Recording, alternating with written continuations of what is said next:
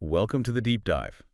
Today, we are wrestling with a really wild stack of sources. It's a lot. Yeah, it's dizzyingly broad. We're looking at post-apocalyptic ideology, a cold-blooded crime thriller, ancient religious texts, and the really raw memoir of a content creator. And this creator sees his own life as a kind of, religious canon or performance art. It's an unusual mission for us, for sure. For sure. We're blending high philosophy with some, let's say, low chaos. But that's what we're here for, to kind of give you the shortcut. Because despite where they all come from, these sources all zero in on the same honestly disturbing subject. Which is? How power is acquired. And how it's maintained, whether that's through, military doctrine, meticulous psychological games, or even radical self-destruction. So our goal here is to connect these worlds that seem totally unrelated. We've organized this deep dive into 3 tracks for you. Okay. First, we'll examine the logic of a figure we're calling the Conqueror and his brutal imperial vision. Then we're going to dissect this chilling mechanism of a global conspiracy, one that's run by, hidden puppeteers. And finally, we'll dive into the personal story of the architect, where chaos is almost deliberately created to fuel his art. Let's do it. All right, let's start in the post-apocalypse with Caesar's legion. So Caesar, the Conqueror, is very explicit. He's modeling his whole organization on imperial Rome. Right, because he sees the rival superpower, the NCR, as doomed. He thinks they're just repeating all the mistakes of the old Roman Republic. You mean like democracy turning into corruption and then endless infighting? Exactly. And what gives this brutality a kind of philosophical shield is his reliance on Hegelian dialectics. Okay, so this isn't just about conquest for him. No, he sees it as historical inevitability. The NCR is the established order, the thesis. It's bogged down in bureaucracy, it's corrupt, and he sees its democracy as fundamentally weak. And so his army, the legion, is the antithesis. It's the necessary conflict that's designed to just tear that whole system down. But, isn't that just a way to sanitize pure brutality? Well, precisely. And his vision for the synthesis, the end goal, is to turn the Legion itself into a permanent, centralized military dictatorship. Stability at any cost. At any cost. Yeah. He argues it's worth it. He points out that the NCR, for all its talk about democracy, was always inefficient, full of greed, taking bribes from powerful cattle barons. He even makes the point that the NCR's first president ruled for 52 years. Yeah, which suggests that, popular democracy can be just as much a dictatorship as outright military rule. And this is where we see his synthesis in practice, right? After a theoretical victory, the stability he imposes is just ruthless. Completely. The factions that the NCR kind of tolerated, he just crushes. Like the Brotherhood of Steel. Yeah. The tech hoarders. Their entire Mojave chapter gets destroyed. Their bunker buried under rubble. Gone. And it's not just about military targets, it's about annihilating an entire identity. You talk about the great cons. Yeah, the nomadic tribe, they're forcibly integrated, the sick and elderly are killed, the women are sold as wives. Which effectively eliminates the cons as a culture. It creates a unified, subservient population for his new empire. It's systematic. The only group he lets go are the followers of the apocalypse. The humanitarian group. Right. And he only lets them go reluctantly because he probably deems them ideologically harmless, not a threat. It's a worldview where conflict isn't just a thing that happens. It's worshipped. The source material even brings in this character, Sharal, who's called the god of strife, slaughter, and death. And that's the core value of this empire. Sharal literally says, one can hardly have joy without one's suffering. So if conflict is divine, then all the pain and destruction the Legion causes. They're not tragic side effects. They are necessary, formalized ingredients for his future state. Okay, so we're shifting from that macro-level cruelty to something more personal, micropsychological manipulation. We're moving from the post-apocalypse to a modern, meticulously planned murder conspiracy. Yeah, and the source gives this character, Reinhard Dinger.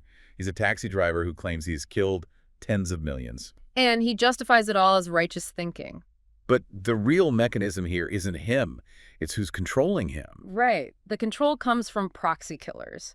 Dinger's turning point was meeting a young boy who was one of a pair of pretty blonde twins. Johann and Nina. Johann and Nina. They came from this chaotic background, the 511 Kinderheim in East Berlin, and they're the architects. They're trying to rule the world by just orchestrating events from the shadows. And the horror isn't just the killing, it's the sheer strategy behind it. The victims are not random. No, they all serve a purpose in the twins' bigger plan. Like, there was a banker, Fritz Ober. He was murdered specifically to bury a huge corporate finance scandal he was about to expose. But it's not just about corporate espionage. It's also highly selective and weirdly moralistic. It is. I mean, they're not just taking out big targets. Another victim was a store girl. She was killed because the orchestrator decided she was scum for being a mother at 17. The control Johann had over Dinger it was total and silent.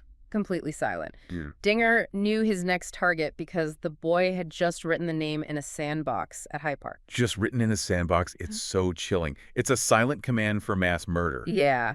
And we see this theme of like selective release in another character, Martin. He thinks he's helping people who want to die find peace. Right. He took the blame for his girlfriend's suicide, and he'd previously abandoned his mother, who then froze to death.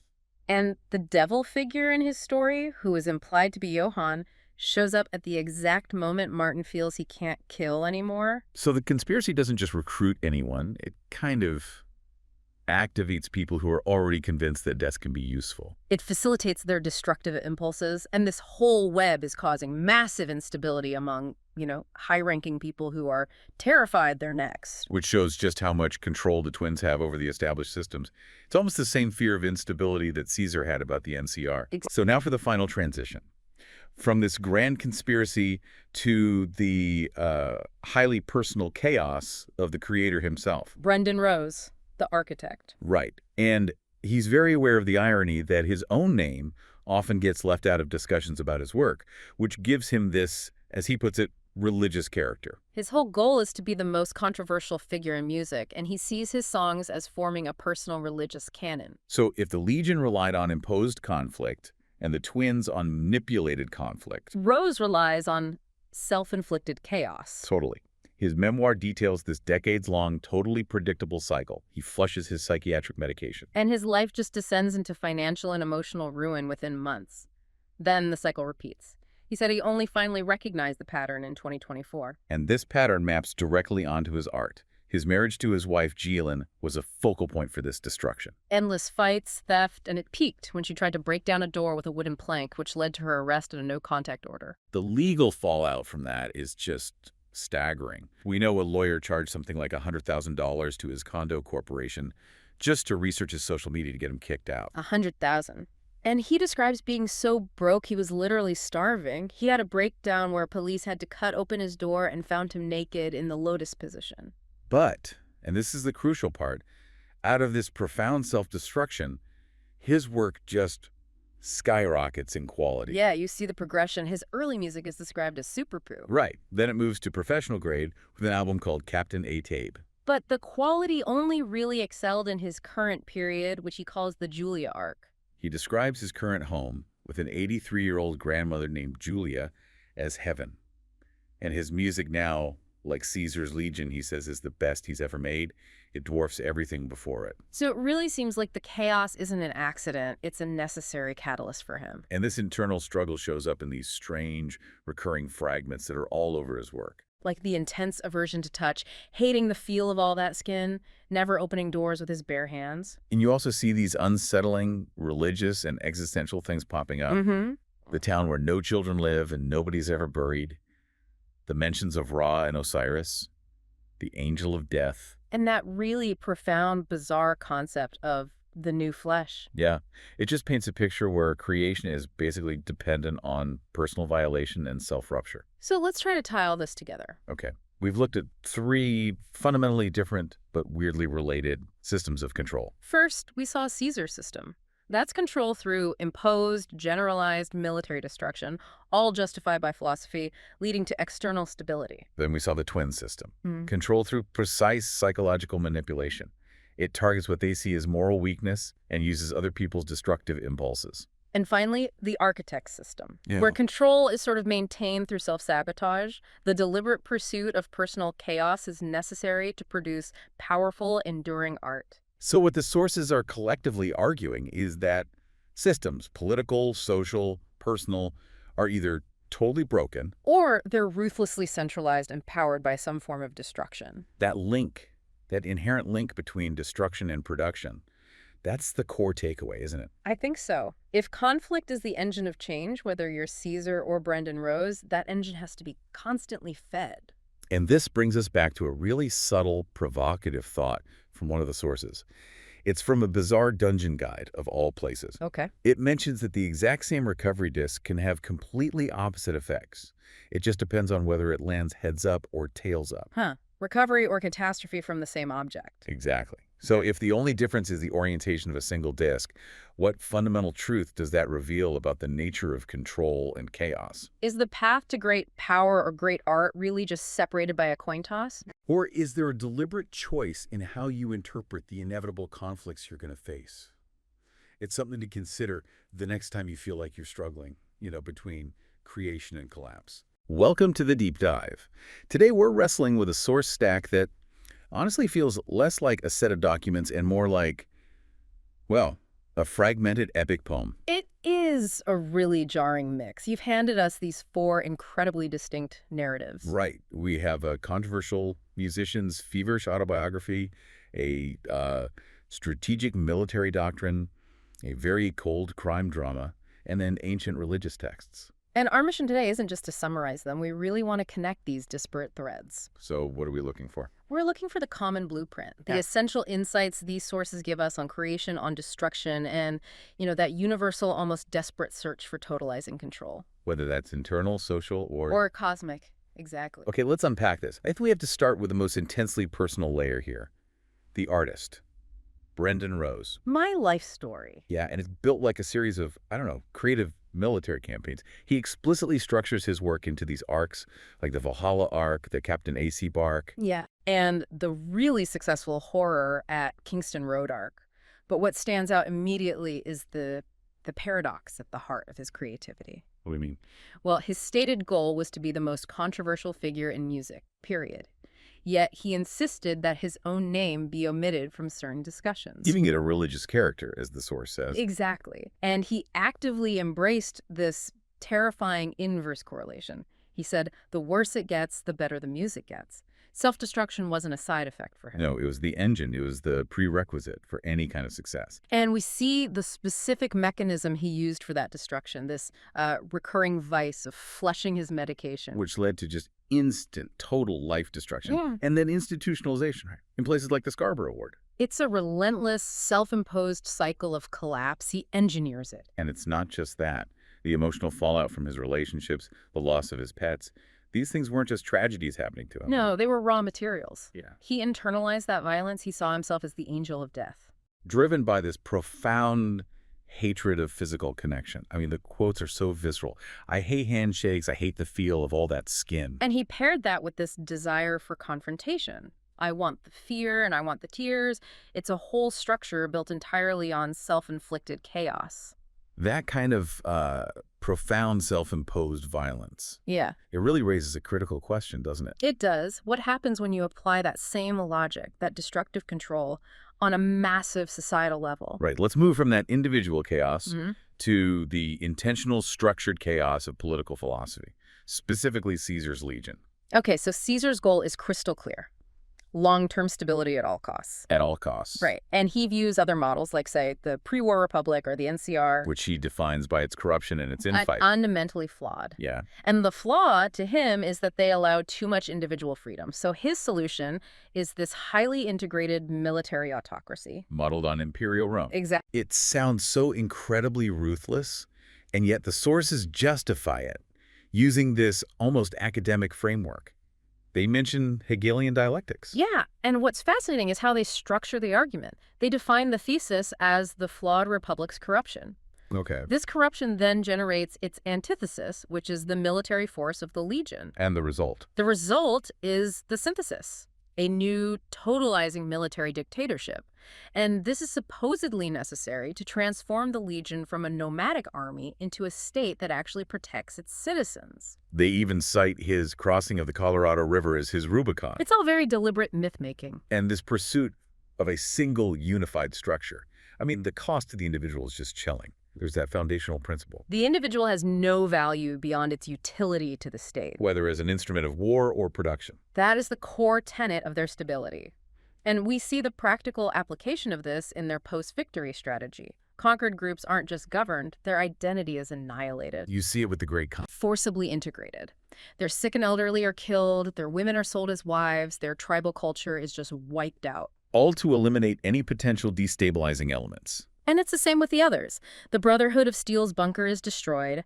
The fiends, who are dependent on chems, are just exterminated. Every action is geared toward erasing difference for the sake of this homogeneous, enduring synthesis. That scale of structural violence. Yeah. It takes a much more insidious, more secretive turn when we jump genres into the crime drama. The twins and the name in the sand. Right. Here we see these meticulously orchestrated murders, and the focus isn't societal conquest. It's about achieving a hidden form of control through suggestion. The orchestrator, who is often just called he, works through these two mysterious twin siblings, Johann and Nina. They met at East Berlin's 511 Kinderheim and survived it, whatever that means. And they seem to manipulate power from the shadows. But the most chilling part is the mechanism of command. This is where it gets really interesting, because these actual killers, they're not the powerful elite. They're just common, deeply disturbed men who are liberated by this orchestrator. Take Reinhard Dinger, the taxi driver. He was validated by the boy, Johann, who recognized Dinger's so-called righteousness in killing depraved people. But the command itself is so subtle, it's unbelievable. It's a system built on total faith. A murder order isn't delivered by phone or in a secret meeting. It's just a single name written in the sand at Hyde Park. And Dinger instantly understands this as a divine command to kill. It speaks to the absolute power of suggestion, of creating this closed, shared narrative between two people. And the narrative of control even extends to non-action. Right, with Martin, the bodyguard. He was ordered to kill, but instead he abandoned his girlfriend, Ida, and allowed her to take her own life. And the boy, Johann, doesn't see this as a failure. Not at all. He sees Martin as someone who freed them both from the agony of their miserable lives. The murders are deliberately executed by unrelated people to just totally obscure any significance. It's a brilliant, terrifying form of narrative control. So we've moved from the internal control of the artist to the external control of the state, and now to the secretive control of the orchestrator. So where do we go from here? I think now we have to look at the highest level, cosmic control. Yeah. Let's shift to the mythic elements that define eternal order. We see this modern pantheon battling it out. There's Shiral, the god of slaughter, and Pyro, who's the god of fire, progress, and industry. And their conflict isn't random. It actually defines progress itself. Pyro's doctrine is so rigid, the march of progress will not be stopped. His weapon, the pyroraic dynamo, it symbolizes this relentless industrial advancement. And Chiral, who seems destructive, he frames his role as necessary. He asks, what is a life devoid of strife? He basically confirms that destroying the weak is just part of the eternal cycle of progress. Their chaos creates a predictable order. A necessary order. And that idea of eternal predictable order takes us all the way back to the most ancient text in our stack. The hymn of praise to Ra. Here, order is defined by a clockwork daily cycle of creation and triumph. It is the ultimate stable structure.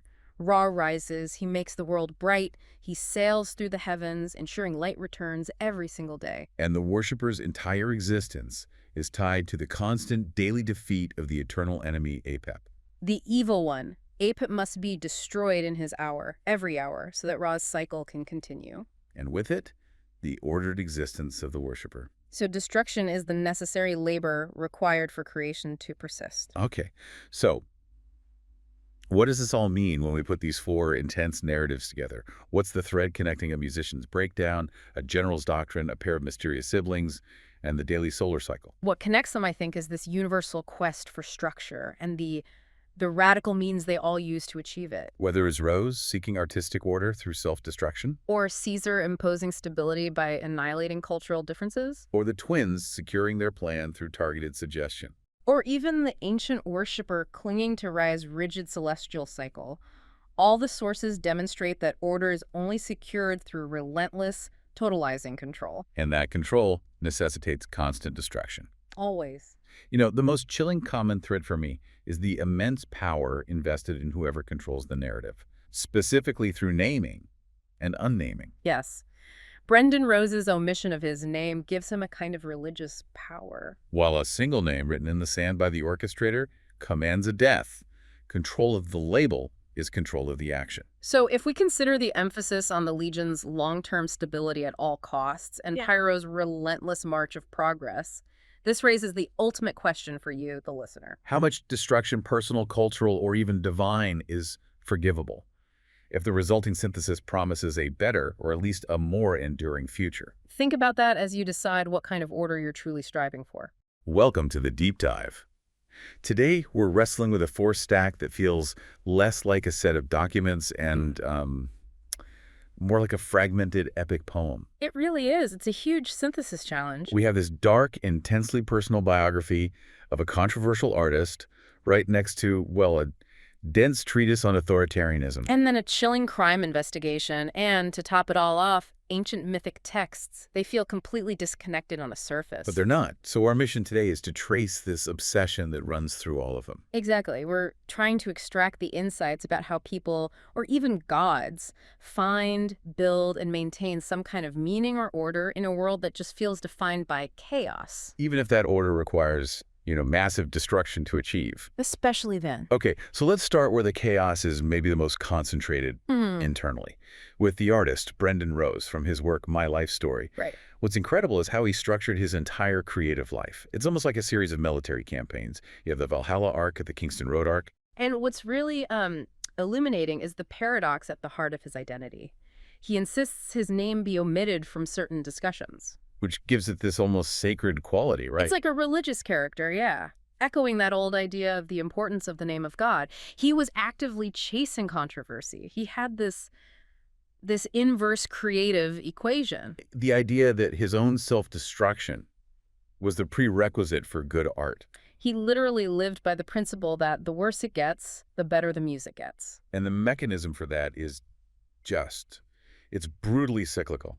The documents detail this recurring vice of just destroying his own stability. Flushing his medication. Right. Flushing his medication, which instantly triggers a dissent, and he ends up institutionalized, often at the Scarborough ward. And his relationships. They were just fuel for that fire. The fallout with Jillian, for example, with court cases and her trying to break down a door with a plank. It's incredibly extreme. And even the grief from losing his pets, Loki and Tequila. That wasn't just sadness. He used it as a mechanism to crush his soul, which led directly to what he called his last works. So this cycle of chaos, it only seems to stop when he finds the perfect home with Grandma Julia. It's a remarkable transition. He goes from identifying as the angel of death to finally being able to produce this huge volume of high-quality work, but only from a place of stability. And that language, angel of death, the visceral hatred of physical contact, I hate the feel of all that skin. It shows this profound, self-imposed violence was necessary for his creation. This is his process. So this raises a question. What happens when that kind of destructive, totalizing control isn't internal? What happens when it's applied outward to entire societies? And that's our perfect thematic bridge to Caesar's Legion. Right. Caesar's philosophy is basically the antithesis of the flawed republics, like the NCR, which he just sees as corrupt and full of infighting. He rejects that whole model. And instead, he draws from imperial Rome to build this military autocracy dedicated to one thing. Long-term stability at all costs. But the rationale isn't just brute force, is it? They have an almost academic justification for it all, this Hegelian dialectics framework. How does that actually play out? Well, it provides the intellectual cover, you could say. The thesis is the existing corrupt republic. That corruption generates its antithesis, the Legion's overwhelming military force. And the conflict creates the synthesis. Exactly. A new, unified military dictatorship that promises to protect its citizens and provide that endurance. The Colorado River isn't just a border. He calls it his Rubicon. It's symbolic. And this is where the philosophy becomes just terrifyingly practical. Their principle regarding human life is so stark. Oh, it's chilling. The individual has no value beyond its utility to the state, whether as an instrument of war or production. That's it. No intrinsic value. None. And you see the outcome in the conquest narratives. Stability demands that they just eradicate other cultures. The great Khans are forcibly integrated, their identity annihilated, the sick and elderly killed. And groups like the Brotherhood of Seal? Scattered, their knowledge just disappears. The drug-dependent fiends are simply exterminated. They fail to be useful, so for the Legion, they just cease to exist. all for that higher imposed stability. Okay, so we're moving from that systemic, overt destruction of a military state to something, I don't know, more insidious. Much more. A more structural control in the crime narrative, the twins, and the name in the sand. This is about meticulously managed murder, orchestrated by someone they only call he. And what's fascinating is that the orchestrator's influence seems to come from these twin siblings, Johann and Nina. They're survivors of East Berlin's 511 Kinderheim. And they operate on a level far above the corporate and political figures around them. Yeah, it suggests a deeper, almost ancient kind of control. And the method of command is just pure psychological manipulation. We meet Reinhard Dinger, the taxi driver, who says he was liberated by the boy, Johann, who validated his darkest impulses. Right. The orchestrator doesn't need a contract or a threat. The instruction to kill is delivered by simply writing a name in the sand at Hyde Park. The suggestion is the command. And this story connects control with non-action, too, which is brilliant. Take Martin, the former convict. He lied about killing his girlfriend, Ida. What really happened? She begged him to kill her, but he just abandoned her and she took her own life. And the boy, Johann, sees Martin not as a murderer, but as someone who freed them both from the agony of their miserable lives. Wow. The genius of the whole plan is executing these murders using completely unrelated people, so the real significance, the pattern, is totally obscured. So whether it's the self-destructive artist, the military autocrat, or this mysterious orchestrator, the goal is always total control. It's about imposing a private order on the world. It is. But how do the gods justify the same eternal cycle of destruction and creation? Let's go to the mythic layer then, with the modern pantheon. Okay, so here we have Shiral, the god of slaughter, interacting with Pyro, who's the god of fire, progress, and industry. And Pyro's mandate is just relentless. The march of progress will not be stopped. His main tool is the pyrolraic dynamo, which is just this symbol of industrial destructive force that's required for any advancement. And Shiral doesn't oppose this destruction. He actually sees it as part of the cycle, right? He asks, what is a life devoid of strife? Exactly. Strife is the necessary friction that feeds the engine of progress, and this connects directly back to the ancient definition of order you find in the Hymn of Praise to Ra. From the Book of the Dead. Right. Ra's entire existence is defined by a predictable structure. His daily cycle of creation and triumph, he rises, he makes the world bright, and he eternally faces his destructive counterpart. So for the worshiper, their whole well-being is tied to this predictable violent cycle. To get splendor and power, the eternal enemy, Apep the Evil One, has to be destroyed in his hour. Order isn't the absence of violence, it's the organization of violence. It's making sure creation and destruction happen on schedule every single day. So if we look across all four sources, what we've really synthesized is this universal quest for structure. Absolutely. Brendan Rose destroys himself for his art. Caesar annihilates whole cultures for stability. The twins orchestrate killings for some hidden agenda. Ra destroys Apep daily. It's all about a need for a radical, totalizing control. And the most chilling insight for me is the power of narrative control and naming. Go on. The Legion makes the individual nameless and therefore valueless beyond their utility. The artist becomes more powerful by being unnamed, creating this sort of religious following. And a single name just written in the sand by a child can command death, can structure a whole criminal enterprise. Exactly. So considering Caesar's demand for long-term stability at all costs and the relentless march of Pyro's progress, you have to ask yourself, How much destruction, whether it's internal, cultural, or even cosmic, is forgivable if the synthesis at the end promises a more enduring, a more powerful, or even just a more beautifully structured future?